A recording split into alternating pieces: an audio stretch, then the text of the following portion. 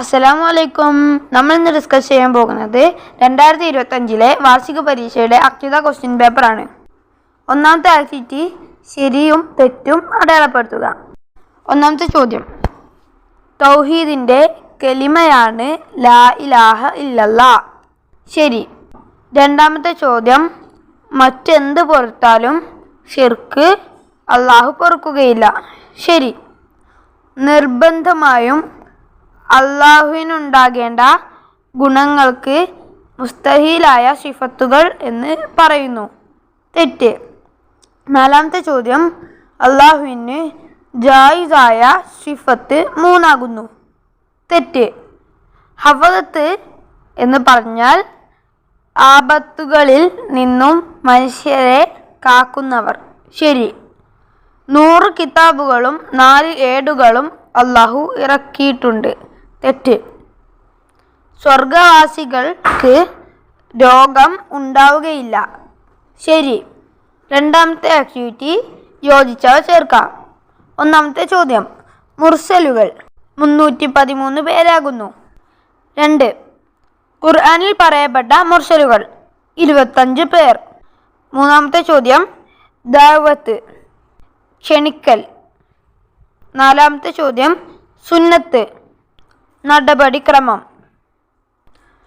5. ഖിയാമത്ത് നാളിൻ്റെ തൊട്ടടുത്ത അടയാളം ഇമാം മഹദി വരൽ.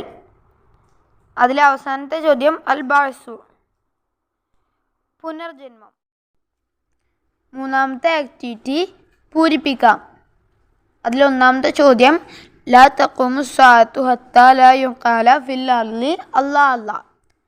രണ്ടാമത്തെ ചോദ്യം, അള്ളാഹു ഒഴികെ എല്ലാ വസ്തുക്കളും നശിക്കും. മൂന്നാമത്തെ ചോദ്യം, അഷ്ശഫാഅത്തുൽ ഉളമ. ഈ ഷഫാഅത്ത് നമ്മുടെ നബി സല്ലല്ലാഹു അലൈഹി വസല്ലം തങ്ങൾക്ക് മാത്രമുള്ളതാണ്. നാലാമത്തെ ചോദ്യം, നരകത്തിന് മുകളിലായി ഒരു പാലമുണ്ട്, അതിന് സിറാത്ത് പാലം എന്ന് പറയപ്പെടും. അഞ്ചാമത്തെ ചോദ്യം, ദുർജനങ്ങൾക്കായി അള്ളാഹു പരലോകത്ത് ഒരുക്കി നരകം. നാലാമത്തെ ആക്ടിവിറ്റി 2 വീതം എഴുതുക. ഒന്നാമത്തെ ചോദ്യം, ഹൗലുൽ കൗസറിൻ്റെ വിശേഷണങ്ങൾ. തേനിനേക്കാൾ മധുരവും പാലിനേക്കാൾ നിറവും. രണ്ടാമത്തെ ചോദ്യം, അന്ത്യനാളിൻ്റെ അടയാളങ്ങൾ.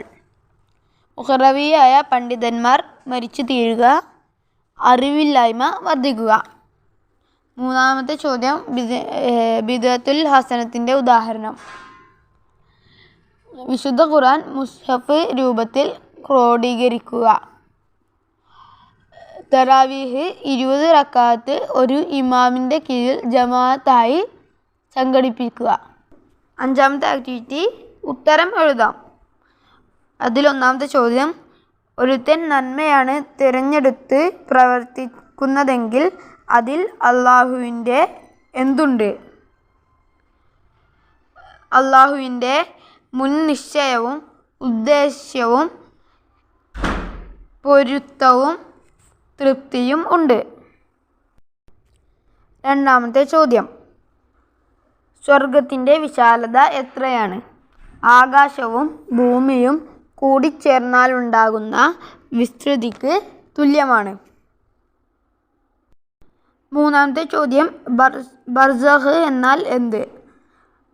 മരണം മുതൽ പുനർജന്മം വരെയുള്ള ലോകമാണ് ബർസഖ്. അടുത്ത ചോദ്യം, ഇഹ്സാൻ എന്നാൽ എന്ത്? അള്ളാഹുവിനെ നേരിൽ കാണുന്നത് പോലെ അവനെ നീ ആരാധിക്കുക. നീ അവനെ കാണുന്നില്ലെങ്കിലും നിശ്ചയം അവൻ നിന്നെ കാണുന്നുണ്ട്. ഇതാണ് ഇഹ്സാൻ. അഞ്ചാമത്തെ ചോദ്യം, നരകക്കാർ വെള്ളം ആവശ്യപ്പെടുമ്പോൾ എന്താണ് ലഭിക്കുക? കുടലുകളെ മുറിച്ചു കളയുന്ന ചുട്ട തിളച്ച കുടിനീരാണ് അവർക്ക് കുടിപ്പിക്കപ്പെടുക. ആറാമത്തെ ആക്ടിവിറ്റി ഇവയുടെ അർത്ഥം എഴുതാം. അതിലൊന്നാമത്തെ ചോദ്യം, കിത്മാൻ. കിത്മാൻ എന്ന് പറഞ്ഞാൽ മറച്ചു വെക്കൽ. രണ്ടാമത്തെ ചോദ്യം, ബിലാദ ബുദ്ധിമാന്ദ്യം. മൂന്നാമത്തെ ചോദ്യം, ഫത്വാന ബുദ്ധി കൂർമ്മത.